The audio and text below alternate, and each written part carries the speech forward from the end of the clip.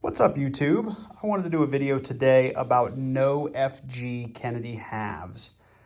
You see 5 here in front of me. They're 72, 82, and 83, I believe all Ps. I want to get them under the scope today, have a look at them with you. I think almost all of them are no FGs. I think there's one in here that there might be questionable, but I'd like to share them with you guys, get your opinions. Do they qualify as no FG or not? I think there's one in here. It's really questionable. I'd love to hear back from you guys on your thoughts. And then in my last hunt, I found this really cool colorized Kennedy, and I did take a look at it under the scope already. It's pretty cool looking. I thought I would share that with you as well. But anyway, what I really want to do is get these under the scope, get your opinion, and hopefully have a pretty good time doing it. See you in a second. Okay, well, we have everything set up. Let's get started. We're going to begin with what I incorrectly said at the beginning of the video was all Philadelphia coins. This is actually a 72D, and I just want to take you around the coin a little bit through the scope here. None of these coins are going to be like mint state coins. They're all circulated. They've all got problems. But if they are in fact no FG coins, they are still worth a few bucks. I know I sold one on eBay last year for 25 or 30 in not fantastic condition. That might have been a fluke, but that's what I got for the coin. So I'm always interested when I can find these because they can help fund the efforts into the coin collection, right? So we're going to zoom in here on where the no FG should be. There should be an F and a G right about here. Real quick, I'm going to slide in a different coin so you can see if you're unfamiliar with this. All half dollars should have an FG right there. And this is a variety where the FG is missing. And you know, there's some of the books or some of the guidance says if there's raised metal or if you can make out the F or the G, then it does not qualify. And I'm just kind of turning this so it catches light a little bit differently to see if there's any raised metal anywhere. And I just don't see it. So this is a coin that I would very comfortably say was a no FG. Now the condition's pretty bad, but that's okay. I would still say that this is a variety. What do you guys think? So this is the first coin. This is the 72D, and I only have one of these. So if you leave me a comment below and you kind of want to say the 72D is a, you know, it does have an FG, you can just refer to the coins because I've only got, you know, a couple here to choose from. That was the 72D though. I do have 2 of these. I have 2 82Ps, so there it is, and I'll just kind of take you around the coin real quick. This coin's in a little bit better condition. Again, it's worn. It looks like, you know, it's possible maybe somebody tried to clean it at some point. I do see a lot of long linear scratches, so it's possible maybe somebody tried to clean this or it went through the washing machine or something several hundred times. But anyway, let's get to the FG position.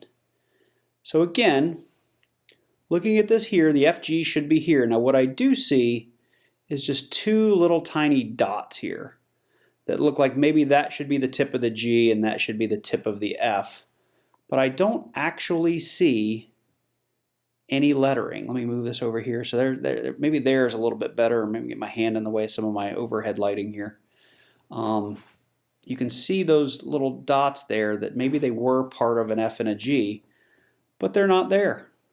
So again, this is one of those dollars or one of those half dollars that I would very clearly state is a no FG. What do you guys think? Let me know in the comments. If this little speck of metal here is enough to disqualify it, I'd love to know because I don't.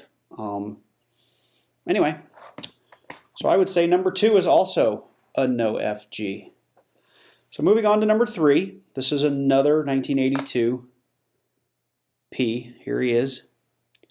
Again, not in terrible condition, but obviously circulated. Get you over here on Kennedy's face. He's got a little war paint on. He's got a little black smudge on there.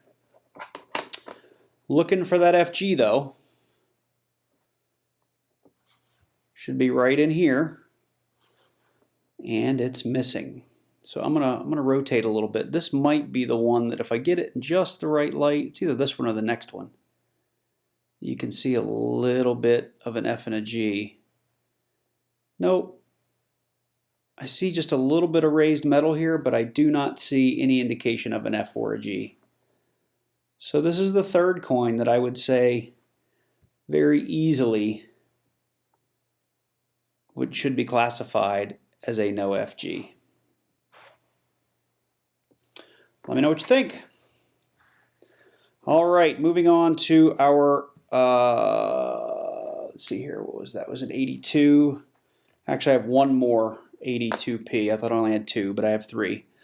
So here is the next 82p. Got some scratches over here. Those are pretty good, pretty deep. Some scratches in the face. So again, pretty well worn, pretty well circulated. The T on trust is kind of funny looking. I got part of a T there. So let's look for that FG. And this is probably the cleanest example I have of a no FG. I mean, there is literally nothing. The metal could not be any smoother than it is. No matter how I turn this in the light, no matter where I put it, I can turn it upside down. There is literally no indication that something should be there.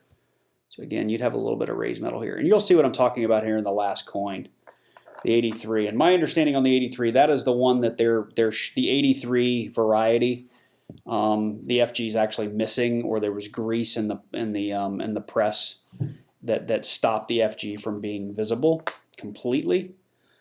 But we'll see. Let's take a look. So this is an 83p.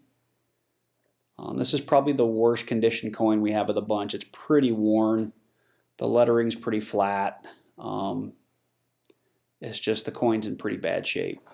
But turning it over, getting into the position, you know, at first glance, there's no FG there. It's just a little bit of maybe raised metal in there. But the more you turn it, if you can catch the light just right, like right there, I can see an F and a G very lightly in the coin. Maybe that's better. You can see remnants of an F and a G, but I don't know. That's why I kind of made this video. I'd love to hear from you guys. What do you think? There we go. That's even better. To me, I can kind of clearly see an F and a G here, what was meant to be an F and a G. So this is a coin that, you know, if I were to try to sell it on eBay or something, I probably wouldn't even try, because I don't think this qualifies. This is coin number 5. If you're checking this video out, I'd love to hear your opinion. So that's all the no FG coins I wanted to look at today. I'm going to move on to that colorized Kennedy. And here he is. I thought this looked really cool under the scope. You can tell this is obviously done with some kind of printer, because you can see all the individual dots. But I thought this was kind of one of the coolest things I'd ever seen. I don't have any colorized coins. I found this in a hunt last week, or maybe it was on Friday. So I was kind of excited to find this. At first it was, you know, kind of no big deal, and the more I thought about it, the more I was like, you know, I've never owned anything like this. So this is going to go into my collection. This is something I'll hang on to, even though the coin's not in the best of shape.